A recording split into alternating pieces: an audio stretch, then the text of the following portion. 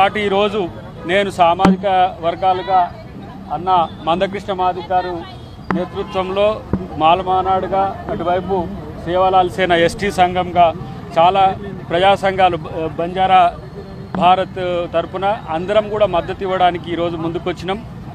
BC JAC ఇచ్చిన ఈ బంద్ అనేది ఎవరికి వ్యతిరేకం కాదు. ఇది న్యాయం కోసం ధర్మం కోసం బీసీలు పోరాడుతున్న ఈ పోరాటానికి అందరూ మద్దతు ఉన్నది.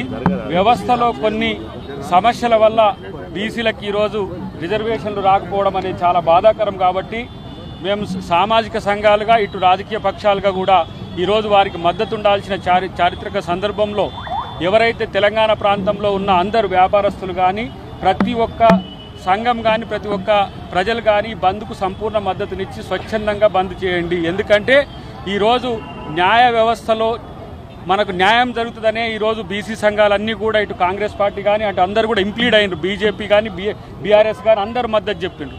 కానీ ఈరోజు ఎందుకు న్యాయం జరగట్లేదనే ఆలోచన అందరిలో ఉన్నది. కాబట్టి సామాజిక ఈ అన్యాయం జరుగుతున్నట్టుగా భావిస్తున్నాం. కాబట్టి ఈ బంద్ విజయవంతం కావాలి. బంద్ తర్వాత తీసుకునే కార్యాచరణలో కూడా గౌరవ మందకృష్ణ గారు ఎస్సీ ఎస్టీ సంఘాలను, ఎందుకంటే బీసీ సంఘాల యొక్క అంశంగానే ఇది ముందుకు వస్తున్నది. కానీ బీసీలకు ఈరోజు ఎస్సీ ఎస్టీలే కాదు అగ్రవర్ణాల్లో కూడా చాలా సంఘాలు మద్దతుగా ఉన్నాయి.